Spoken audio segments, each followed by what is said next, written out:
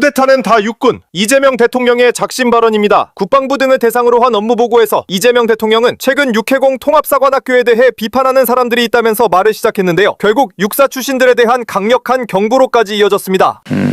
그리고 지금 통합국군사관학교 설치와 관련해서 논란들이 있는데 지금은 대한민국의 군사 쿠데타가 몇 번이었어요? 3번. 3번입니까? 예. 다 육군에서 벌어진 일이죠. 육사 출신들이 하는 일이죠. 거기에 대해서 책임을 물은 일이 있습니까? 없었습니다. 쿠데타를 무려 3번이나 한 중심이 육군사관학교인데 한 번도 책임을 묻지 않았죠. 그렇습니다. 앞으로 또 할 수도 있잖아요. 이제 그런 세상과 시대는 없어져야 되지 않겠습니까? 누가 상상했겠어요, 또 할 줄을. 대한민국이 민주화됐고 전 세계가 바라보는 선진국이 됐는데 육군 장성들이 동조해가지고 군사 침입 쿠데타를 할 걸로 누가 생각이나 했습니까? 못하게 될 거냐, 앞으로. 구조적으로, 절대로. 지금 군 내에서 장성들이 차지하는 육사 출신 비율이 얼마나 돼요? 요새 최근에는 좀 줄어들긴 했는데. 여기 인사 담당 있죠? 네.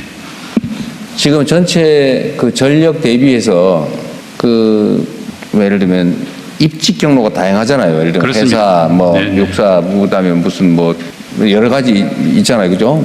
그 중에 육군 사관학교 출신이 차지하는 고위 장성 비율이 얼마나 됩니까? 전체에서. 지금 장성은 총 375명입니다. 네. 근데 지금 육군 사관학교 차처럼 제가 지금 정확하게 되어 있다는 대충. 말씀 못 드리겠습니다. 대충 한 절반 되잖아요. 절반이 넘는 것 같은데. 절반이 넘습니다. 네. 네? 절반이 넘습니다. 예. 근데 전체 병력 수에서 하위 장교들에서는 육사 출신이 얼마 안 되잖아요. 그렇습니다. 위로 올라가서 다 육사가 거의 다 독점하고 있는 거잖아요. 네, 근데 저희 정부 들어와서 상당히 비육사가 많이 도약을 했습니다. 그러니까 이번 정부 들어와서는 그런 점들을 고려해서 이제 예. 다른 나라도 사실은 내가 얘기를 듣기로는 학사장교나 아니면 ROTC 예. 이런 데 비중이 훨씬 높다면서요, 장성들이. 근데 우리나라는 고위 장성들은 거의 다 육사 아닙니까? 이때까지. 그렇습니다. 군사 쿠데타를 벌이고 나라의 헌정질서를 통째로 파괴하는 행위를 3번씩이나 저질렀는데도, 아니면 최소한 그 이전에 2번씩이나 저질렀는데도 여전히 압도적인 위치를 차지하고 있었잖아요. 그러니까 또 하죠. 성공했으면 어떻게 됩니까? 상상할 수 없을 것 같습니다. 성공했으면 주민자치센터에 옛날처럼 육군 대위들이 가서 전부 다 뒤에서 회전의자 돌리면서 감시하고 있었겠죠. 각각의 언론사에 전부 다 무슨 그때는 하사관들이 했습니까? 부사관들 가가지고 찍찍 긋고 인터넷 검열하고 했을 거 아닙니까? 그런 일들이 벌어졌는 그 핵심 중심이 육군사관학교였는데 책임을 한 번도 물은 일이 없죠. 그래서 군구조 개편과 여러 가지 정보사, 정보기관도 과감한 최초의 개편과 해체가 있었습니다. 그러니까 말이에요. 어쨌든 이거를 이미 지난 일이고 진압됐다고 그냥 적당히 넘어갈 일은 아니죠. 책임감을 가지고 추진하겠습니다. 그리고 이 육사, 해사, 공사 이런 교육을 전 세계적으로 따로따로 하는데 나라하고 통합해서 하는 데하고 비교를 하면 어떻습니까? 사실 사관학교 제도를 가지고 있는 나라가 그렇게 많지는 않습니다.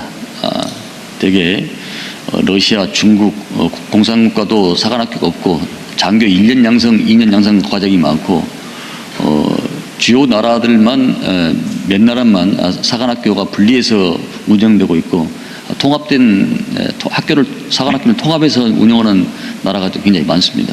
그러니까 더더구나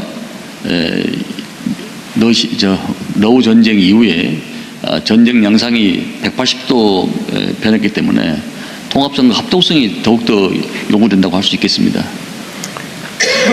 이런 점들에 대해서 물론 이게 워낙 전문적 영역이라서 그럴 수도 있지만 국민들께 충분히 설명드리고 지금 현재 상황을 이해를 하게 해야 되잖아요. 예를 들면 지금 말씀하신 대로 전 세계적으로 이런 장교 양성 전문 대학 이런 게 있는 데가 별로 없고 있다고 한들 대개 통합사관학교 형태로 운영이 되지 따로따로 군별로 떼가지고 따로 육성하고 그러니까 아주 장기간 특정 군종 그 장교들이 군대를 거의 압도적으로 장악하고 가끔씩은 군사 쿠데타를 일으켜가지고 그 나라를 절단을 내고 난 다음에도 아무런 책임도 안 지고 이런 경우가 있습니까? 통합을 하면 이럴 가능성이 좀 줄어들죠.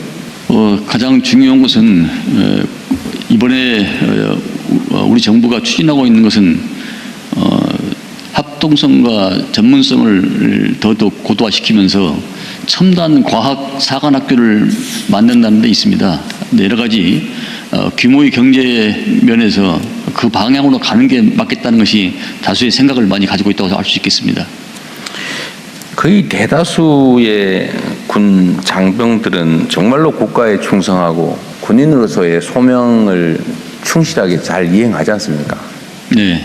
근데 그 중에 일부가 가끔씩은 때를 지어가지고 이런 절대로 용서 못할 일을 벌이잖아요. 그런 소지를 없애야 될 거 아닙니까?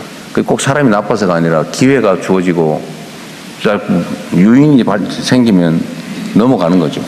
그럴 수 없는 합리적인 교육 시스템이 꼭 필요하겠다. 네, 국민들이 그만해도 되겠다라고 할 때까지 이해와 설득을 구하고 정진하겠습니다. 그리고 신속하고 강력하게 하세요. 근데 얘기만 하고 하다 보니까 자꾸 이러잖아요. 진척 속도가 조금 그렇습니다. 빨리 하자. 굉장히 힘든 과정을 받고 있습니다. 뭐 힘들겠지요. 세상에 힘들지 않은 개혁이 어디 있어요. 당연히 힘들죠. 대통령님 왼쪽 45도에 있는 네. 국방부 정책실장이 몇 가지 그래요? 말씀드리겠습니다. 네, 지금 사관학교 통합에 대해서 지금 계속해서 의견 수렴을 받고 있고 이달 말에 26일부터 이제 공청회가 있을 예정입니다. 그래서 지금 전반적으로 생도들 포함해서 국민들 여론 수렴을 하고 있습니다. 근데 사관학교 자체가 통합된 그 학교를 운영하는 데는 이제 캐나다, 호주, 일본이 있고요. 분리해서 운영하는 학교는 이제 미국, 영국, 프랑스 이렇게 있습니다. 근데 우리나라와 같이 큰 규모의 군을 운영하고 있는 국가는 양쪽에서 이렇게 찾아보기가 좀 힘든데 그렇다고 해서 미국을 또 따라가기도 어려운 이유는 미국은 계속해서 인구가 증가를 하고 있는 상황이고 저희는 학령 인구가 2040년이면 이제 45%가 감소하는 상황입니다. 그래서 현대전 상황과 전작권 전환을 고려를 해서 네. 앞으로 대통령께서 말씀하시는 통합사관학교에 대해서 속도감 있게 추진하도록 하겠습니다. 네. 자, 보훈부 보고하시죠.